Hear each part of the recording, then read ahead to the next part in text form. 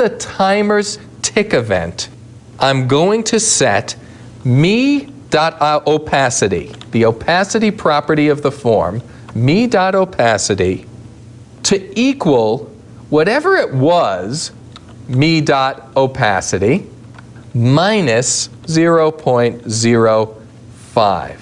Now, there's a sort of shortcut you can use for this in visualbasic.net. Instead of saying me.opacity equals whatever me.opacity was minus 0.05, you can leave this out and say me.opacity minus equals. And that automatically means the same thing. It means whatever opacity was, decrement it by 0.05. Now, opacity on our normal form would start at 1.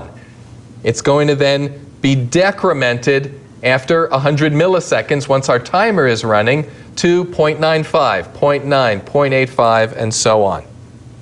What we're going to do is, when it finally gets down to 0, so if me.opacity reaches 0, then we're going to set a flag, a variable that we're going to set up now, called mbln OK to close. Just bear with me and you'll understand what's going on in a moment. OK to close equal to true. We're going to set this variable equal to true. Now, we haven't created this variable yet, and that's why we're getting a little squiggly there. We'll create it in just a moment.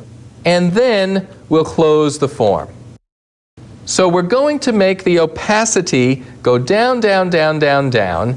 When it finally gets all the way down to 0, we're going to close the form after we set this flag, this Boolean or true-false variable, to be true. So let's set up this variable that we're going to be using.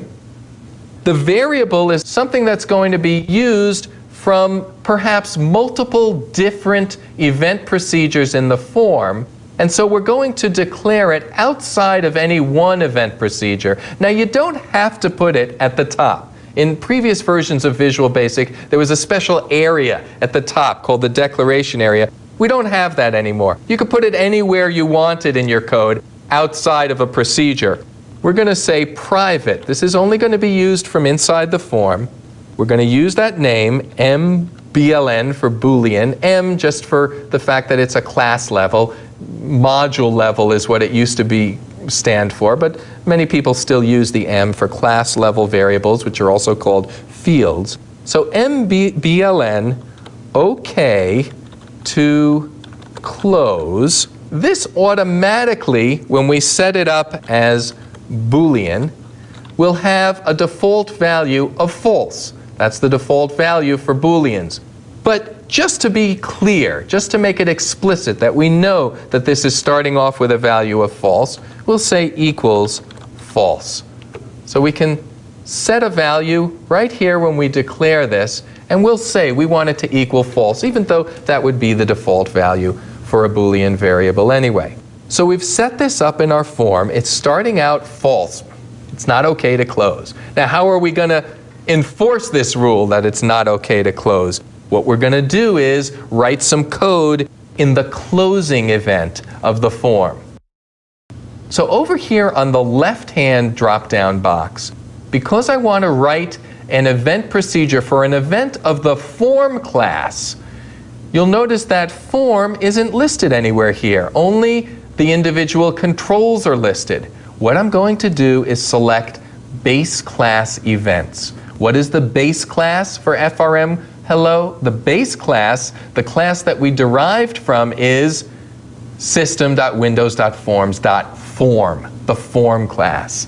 And a form has a bunch of events defined for it. And one of those events, which fires off every time someone tries to close the form, is the closing event.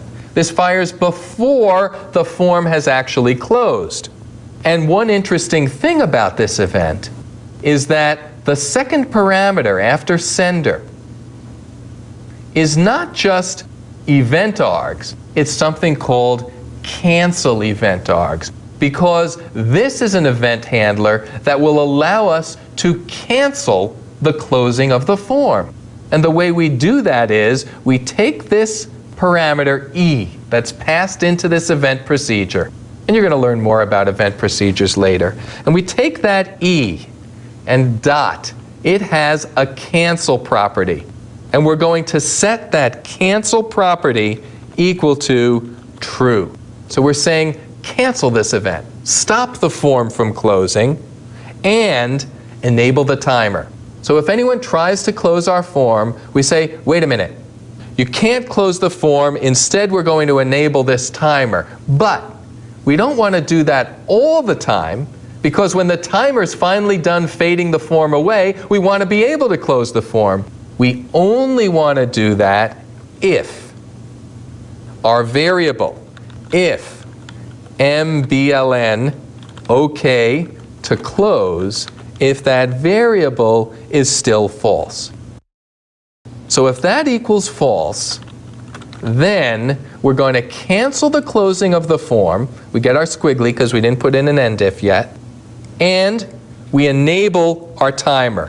me.timer1.enabled. Remember, it starts off being false. We'll set it to true. Someone's tried to close the form. What are we going to do? We're going to enable our timer. We're going to prevent them from closing the form. And we now can put in our end if, and Visual Studio will fix up the indentation for us eventually. If I'm worried about it, I can type a tab character in here. All right. So just to review, we set up a variable. It defaults to being false. When the form is closing, it checks, is that variable still false? If it is, it stops the form from closing, and it starts the timer ticking by enabling it. Now our timer is ticking. After 100 milliseconds have gone by, the timer tick event goes off. The timer tick event changes the opacity to be 0.05 less than what it was. It checks whether opacity got to 0 yet. In the beginning, it won't have. It's over. Then the timer keeps ticking. Another 100 milliseconds go by. It goes down, down, down, down, until the opacity finally reaches 0. At that point, we say, OK, we set our variable to true. It's OK to close the form. And now we close the form. This time, when the closing event runs, it'll see, oh, that variable is true now. It's no longer false, and it'll disregard this other code. A little complicated, but it makes sense if you think about it. It's kind of a cool technique. Let's take a look at it by running our form. With that timer code in effect, if I now close the form, watch what happens. Ooh, just kind of slowly fades away. That was so much fun. Let's do it one more time. We'll open our form again. I'm going to minimize so we can see this a little bit more clearly. The user's done with our form. They try to close it. Ooh, just kind of fades away. Real nice effect using the timer component. So you've got to really hand it to Microsoft. They're pretty good at discovering when something works and kind of running with it and expanding it to include all kinds of stuff beyond its original intention. And that's what's happened with components. They found originally that when they allowed programmers to drag controls onto forms and set properties, that worked really well. Programmers were comfortable with that. It made them productive. And then they found, gee, there are some controls like a timer or a dialogue that you drag onto a form and it doesn't really have a user interface. And we were able to extend the metaphor of a control to include adding other kinds of functionality. Well, now in VisualStudio.net, they've divorced the concept of dragging and dropping and setting properties from any pretense of having to do with building visual user interfaces. So now you have components, not just the timer control, but many other types of components totally unrelated to visual interfaces. For example, there are components that you can drag and drop that allow you to add performance counters to your application, or to add support for data access, or event logs, or message queues, or all these other kinds of things need to sort of get some code written, to run a wizard, to make something happen, and this is an easy way to sort of kick it off. Drag something on, set properties. That's what components are used for.